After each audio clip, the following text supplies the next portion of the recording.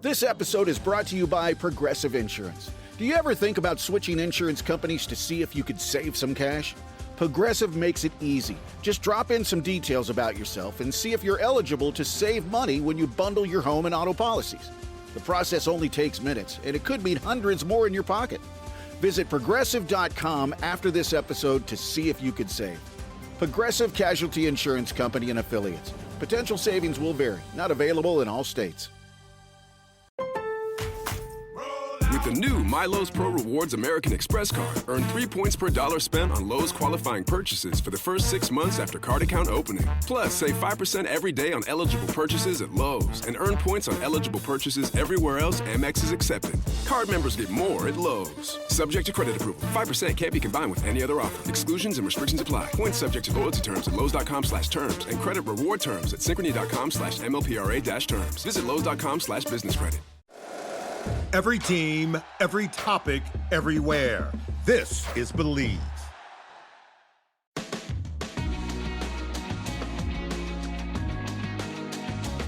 Kieran O'Donovan, film fans will know that The Departed was set in Boston, but a lot of Departed in Green Bay this offseason. It's been a big speaking point. Clearly, the coach and GM have a plan, but that plan does not include Rashawn Gary, Romeo Dobbs, Ontavian Wicks, Elton Jenkins, Quay Walker, Malik Willis, to name but a few. And these were not like minor bit part players. All right, Malik Willis was only the backup quarterback, but played his way into a starting job because of how well he performed in relief of Jordan Love last year. A lot of those other guys, they've been at times really key contributors, not always the most consistent in the case of some of them, but it's a big clear out in Green Bay for a team that's not rebuilding, that's supposed to be contending. Yeah, Brian Gutekunst was like Colin Farrell's character in Horrible Bosses this offseason. He was coming in to trim the fat. I think that's what he was looking to do. But yeah, they got a lot lighter on notable personnel this offseason. And in some areas, I think it presents huge opportunities for players to step up. And I think it could be a really, really positive move. And then in some areas, you've got fellas under an awful lot of pressure to perform this season. And look, that might be the best thing that could happen to them. You look, I've talked about the receiver core and clarity of role. I do believe if they can stay healthy, I think it's a good thing that you're focusing a lot more attention on less wide receivers this season. If Matthew Golden gets the opportunity, I mean, he must have been hugely frustrated last season, looking around at Emeka Egbuka and Tet McMillan going straight into their teams and becoming the man straight away. And later on in the season, he showed the capacity to do something similar. So I'm excited to see what he offers this season. Jaden Reed will look to step up and climb the ladder. Christian Watson will take that number one role. A lot on offense hangs on the fitness of Tucker Kraft and whether he can be the Tucker Kraft that he was before he went down. On the defense, you lose so many bodies there, and you lose the likes of Rashawn Gary, who so much expectation on him when he came into the franchise. And didn't quite live up to it. But the big name that's coming up in Green Bay is Lucas Van Ness and what he needs to do now in terms of being able to generate a pass rush.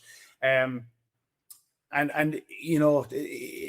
Green Bay, I know a huge amount of the talk this season is around Micah Parsons and when Micah Parsons can come back and what they can, whether they can generate enough wins and generate enough pressure before he comes back. And it's probably the thing that's pissed me off the most is listening to that hypothetical talk. And I'll tell you one thing, if Jonathan Gannon and the Green Bay Packers defense go into the season with a plan to tread water until Micah Parsons gets back, it's going to be, it'll be the rock that they'll perish on because A, you don't know when Micah Parsons is going to come back, and B, you don't know what version of Micah Parsons. I mean, he suffered a really significant injury in the latter part of the season. And so it would be a huge mistake. I think that's a great point. This is not the NBA. Like, there's no such thing as load management or, waiting for your star players to come back. Like, every game matters. There's only 17 of them, and you're playing in one of the toughest divisions in the league. And I've heard people say stupid things like, it's a good thing that that Micah Parsons, that his return date is being pushed out because he'll be there for a playoff run. Yeah, no, it's not. Hold on. To assume that they're going to have enough wins to get to the playoffs.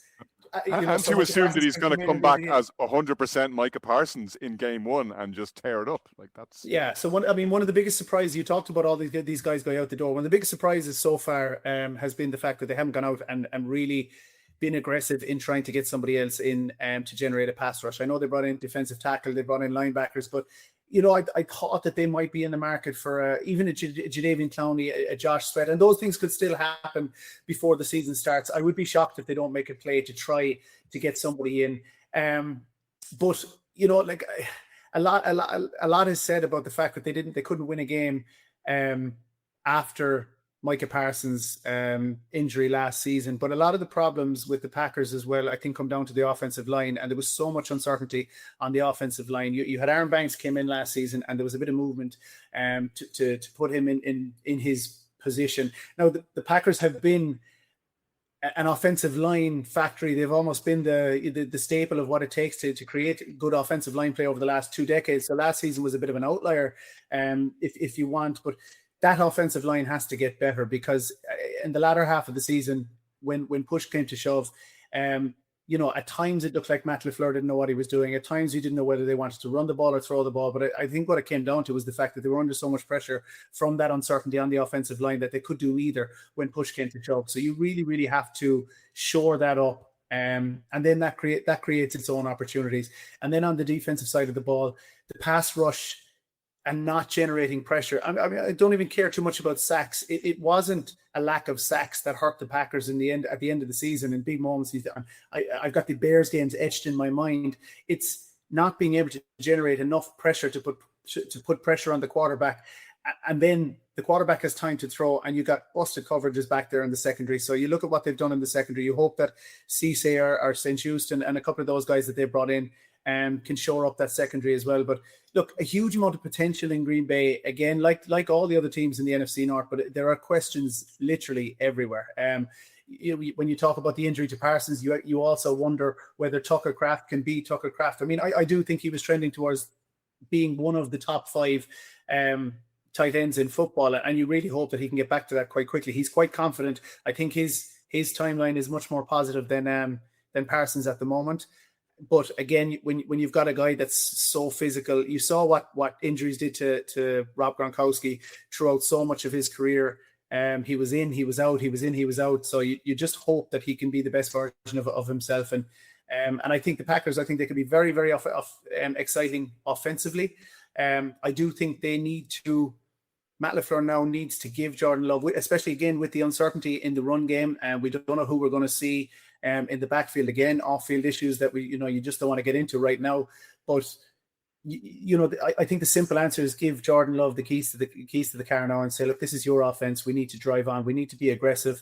We need to cut out the inside zone and inside runs, first down, second down, third down. Give yourself a second and short instead of a third and long, and just go and try and be aggressive and try and beat teams well, and not allow teams back into the game, because they let so many leads slip as well last season.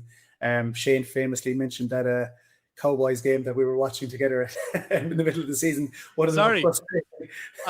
I've been replaying that moment in my head for the last 10 minutes. I was looking back to the results last year, and I saw that 40-40, and I could hear it echoing my said. I could hear the accent bellowing from the other end of the hotel room, echoing from that moment. Do you want to have another go at the West Cork accent there, Shane? Let me think about that. I mean, considering the people in West Cork shot their own rebel, I don't think they'd allow me down there going down if I started slagging them off again. So you're talking about past pupils in my school now, Shane, so be careful, tread lightly. But Shane Brennan's views on West Cork do not represent the views of the Irish NFL. But yeah, look, I'd be interested to hear your take on the Bears. I'm sure you may have a similar outlook, but yeah, a lot of potential, a lot of questions, and look, you look forward to it as you always do. It's the hope that kills you.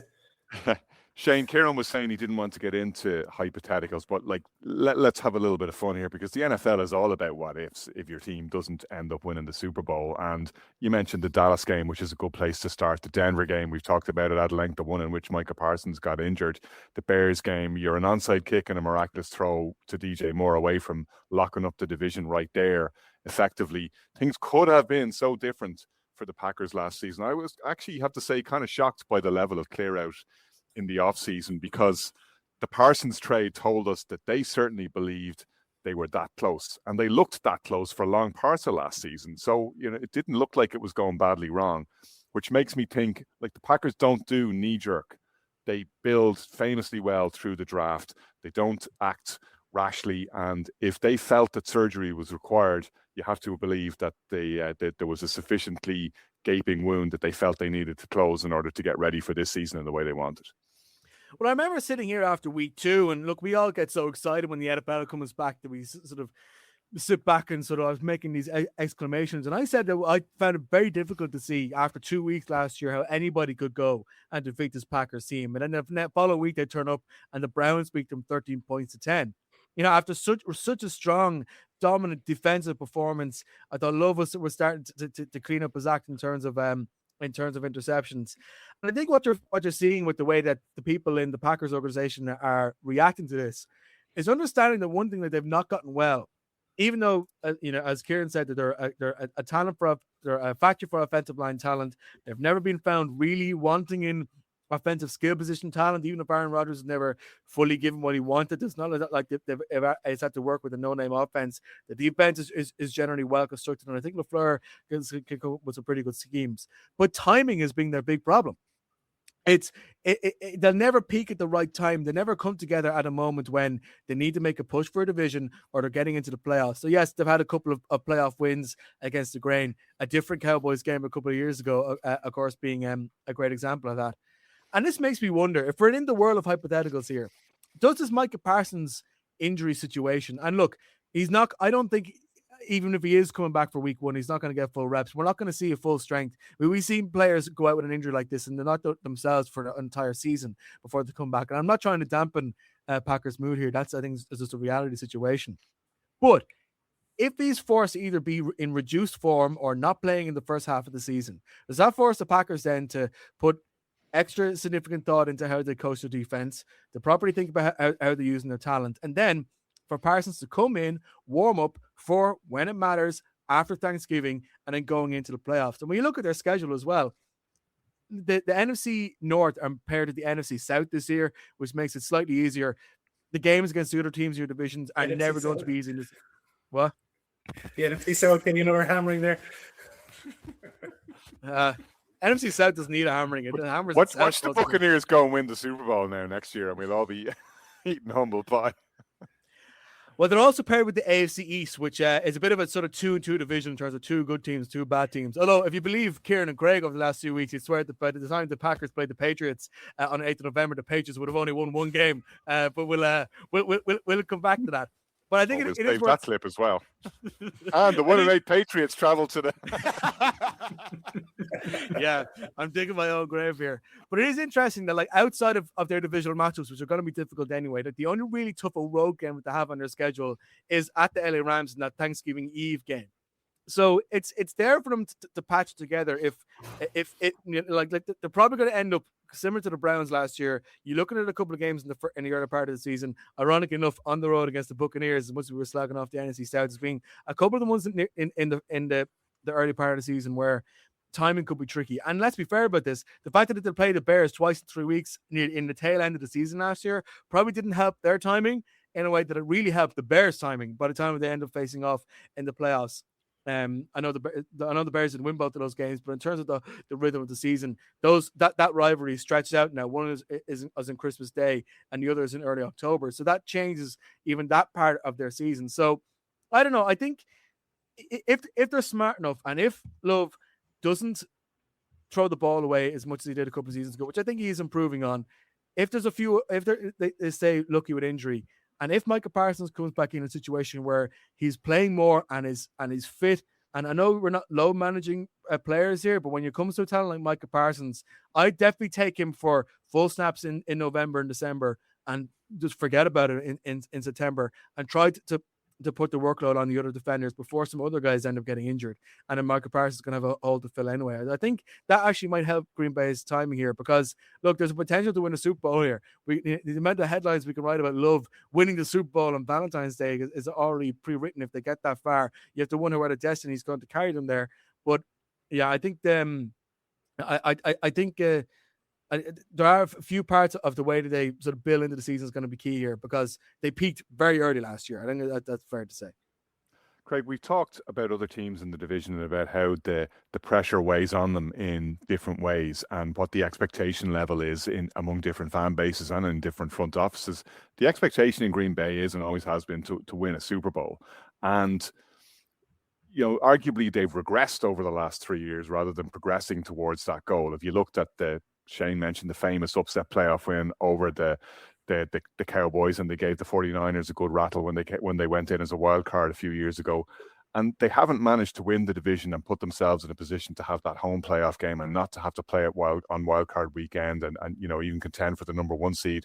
That's the trajectory that we thought the Packers were on. That's the trajectory they thought they were on. That's certainly where they thought they were last year when they executed the Micah Parsons trade. So finishing second or third in the division and sliding into the wild card round is not going to be good enough in Green Bay, surely. No, it's not. And like you say, they are one of the most consistent teams when it comes to making the playoffs. They've had 12 appearances in the last 15 seasons and not got to the Super Bowl in that span. So there's consistency there, but it does almost feel like they need to get the monkey off their back and actually take that big step and go and do what they have threatened to do for so long. So much of this season does just revolve around Micah Parsons and what happens there.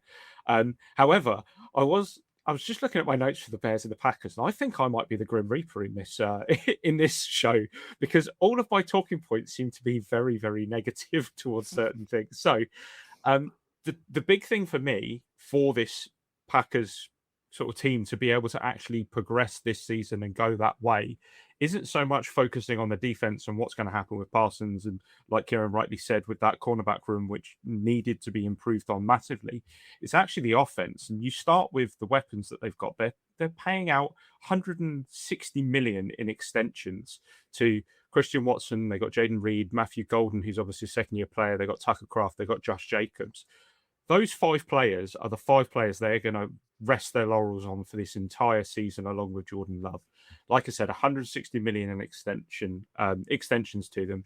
They have never been on the field together at full health. Never. All 5 of those players.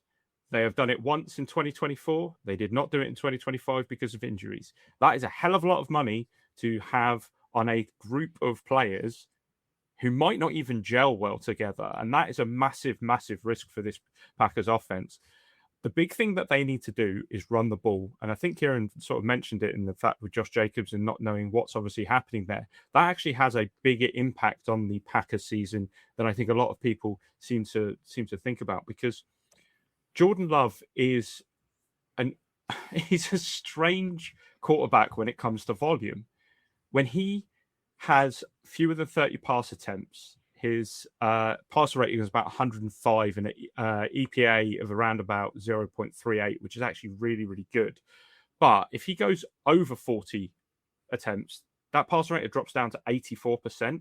So they need to be able to have a even-keeled offense where they rely on the run and can also use the pass there. If they try and put everything on the shoulders of Jordan Love, it could go bad, because it is historically and statistically not his strong point. And that's where I think that the offense is, and it should, in a way, offenses should.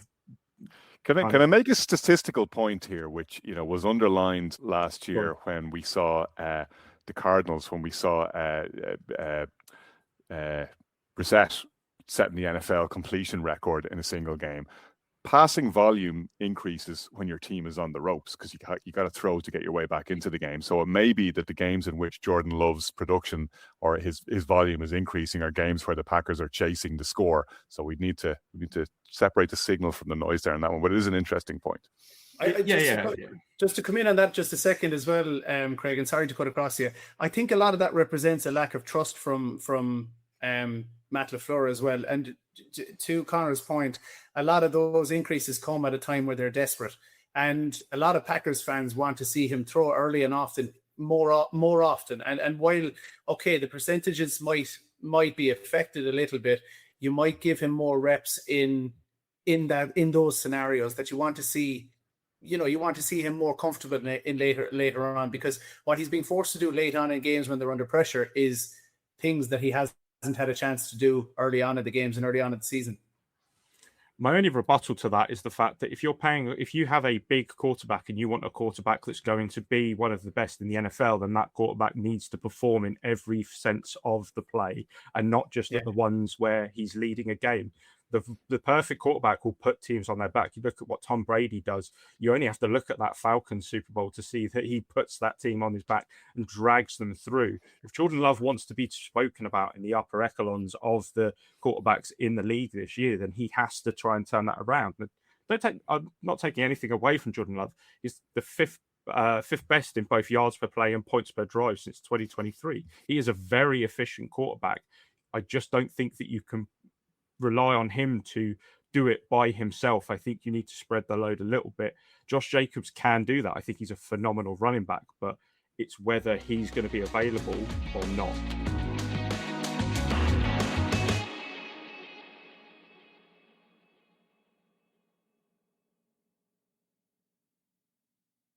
Summer is here, which means we all want to look and feel our best. A GLP-1 may be right for you. Visit orderlymeds.com to learn more about which GLP-1 you could be eligible for. Getting started is fast, easy, and happens virtually through telemedicine from licensed professionals. Check it out for yourself. Go to orderlymeds.com/podcast. That's orderlymeds.com/podcast. Taking care of yourself feels great. Compounded medications are not FDA approved. Eligibility required and determined by a licensed provider. Individual results may vary. See website for details. If you like the show, please take a moment to rate, review, and subscribe. It really does help the show to grow. Thank you for listening.